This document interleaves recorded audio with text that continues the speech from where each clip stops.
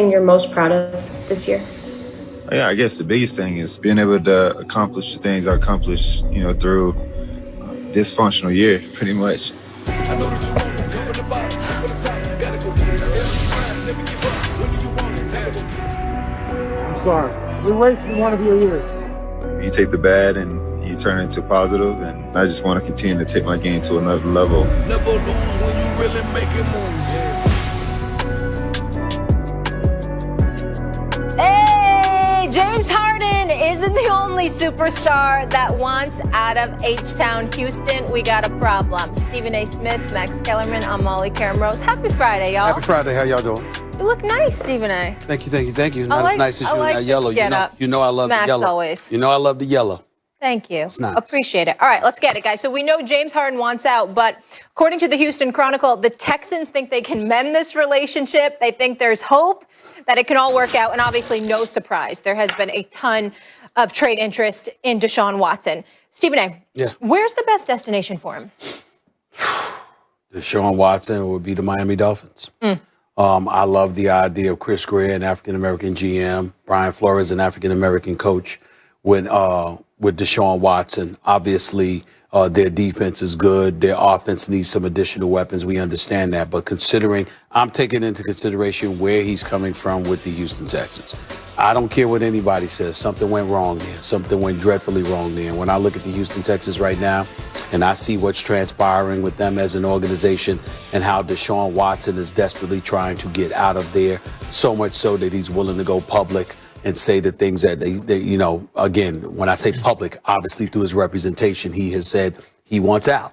And so when I look at it from that perspective, it's more than just about football with him, clearly. And considering those things and what the Miami Dolphins are representing right now, clearly the Washington Redskins would be an additional organization, but I don't think they have the assets necessary in order to attract Houston to make a deal, even though Deshaun Watson has a no-trade clause. But when you got an African-American president, an African-American GM, and a minority as the head coach in Ron Rivera, when you consider that, along with the fact that there clearly is more than just football that's going on in the mind of Deshaun Watson, I would say the Miami Dolphins are the ideal situation, particularly since Tom Brady is no longer in New England with Bill Belichick, and it's just you battling the Buffalo Bills. I definitely think that would be an ideal situation for him. Well, if I were the Jets, I'd want him. And if I were the Jets, more than Trevor Lawrence. Well, they're not going to get Trevor Lawrence. But if I were the Jets, I'd want him. And if I were the Jets, I would think I need a quarterback who's going to be great no matter how dysfunctional we are. That's Deshaun Watson. And the Jets have a lot to offer. If I were Deshaun Watson, I'd love to go to Miami. And Miami also has a lot to offer. But if I were the Texans, I'm not trading him in the AFC. No. I'm not having this dude coming back and beating my brains out. No, I'm trading him to the NFC. So when I look around at the NFC, you've heard me make the case in the past for the Chicago Bears. They haven't had a great quarterback ever in the Super Bowl era. They've won one Super Bowl in 35 years. I had a guy call my radio show, Max Kellerman Show, 2 p.m. Eastern on ESPN. Well, as you would say, what time is that? 2 p.m. Eastern on ESPN Radio and ESPN Plus. 2 to what? 2 to 4 p.m. Eastern. The Max Kellerman Show. Yes, you can go to ESPN Plus and check it out, as you can Stephen A's World on ESPN Plus, as you know. So the point is, this guy calls up. He's from New York. He wants to talk. He's a Bears fan because he came of age around 85. They were so dominant. That would be a great. But let's say Deshaun Watson says, I'd like them to have a little more on offense, and the Bears don't have enough to give up, and it's cold weather and all that. Stephen A., there are two teams in a beautiful weather destination, two different beautiful weather destinations on the West Coast, where Deshaun Watson would be plug and play, and maybe you take him to win the Super Bowl next year. Okay. The Los Angeles Rams, where you hear Les Snead and you hear McVay, the GM, and the coach won't commit to the quarterback. Now, Jared Goff also has some trade value. You probably get it, even with his contract, at least a third-round pick. You would think at Not least. if you're the Houston Texans. I'm not saying it could be a three. Right. They could just flip him into something else maybe. The point is, Goff's been to 2 Pro Bowls, and they've been to a Super Bowl. But McVay is looking at Goff like, I need someone who can give me more. Obviously, right? Obviously. That's why the backup, he wouldn't even commit to Goff when Goff might have been healthy and with his backup, by the way, who gotten cut by the Jets.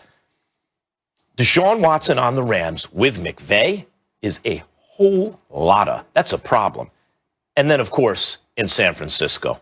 Another brilliant offensive mind in Shanahan on a team with a defense and the whole nine, and an immediate upgrade. Also, a team who has recently been to a Super Bowl. Neither team could get over the top, and let's be honest, why?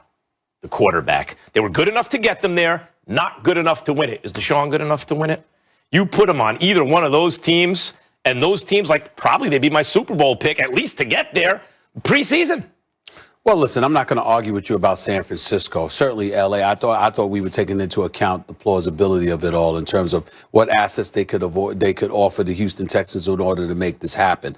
I mean, clearly, if you're talking about competing for a Super Bowl, those would be better options than both Miami and New York. But I'm thinking about the plausibility of it all, and based on the assets available. The Miami Dolphins have the number 3 overall pick. Okay, they've got the number 18 overall pick, if I remember correctly. Plus, they have a guy in Tua Tagovailoa who potentially they could Houston might be interested in. And not only that, they've got a high second round pick as well.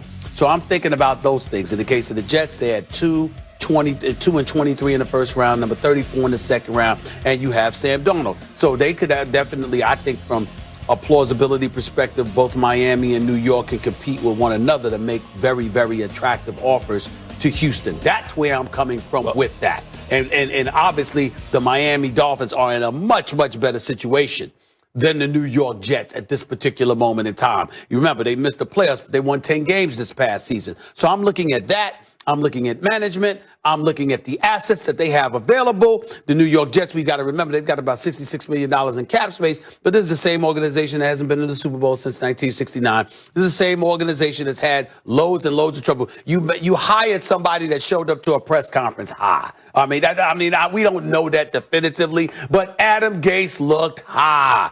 Period. Look zooted out of his, you know what. So the bottom And he was all brakes, no gas. There you go. They went from all brakes, no gas, to all gas, no brakes. I'm just looking at that and I'm saying, okay, the Jets do have assets. There's no question about that. But compared to Miami, where Miami is and where the Jets are, I think Miami is a far more attractive let's put it this way. If the question is, where is the most likely scenario where he'd be very happy, they'd be very strong, and they have a realistic trade package? That's Miami. What I'm saying about San Francisco is once Adam Schefter reported on First Take yesterday that that Deshaun Watson is actually open to a lot of trade destinations, now all of a sudden everyone's in on the bidding. And while this year, take a team like San Francisco with Shanahan, right? Garoppolo, you would think has some trade value, whether or not it's a direct swap, but there's some trade value. They didn't have a good record this year.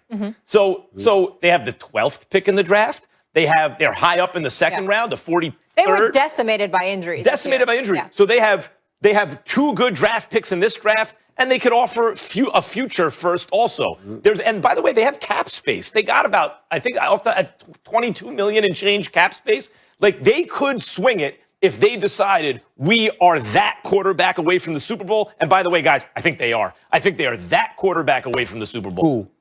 The San Francisco 49ers. Yeah, I agree. I'm surprised you guys didn't say the Patriots. I feel like they always find a way to get it done. No, you know why we're not saying the Patriots? Because Tom Brady has highlighted for us what Bill Belichick is lacking as a GM.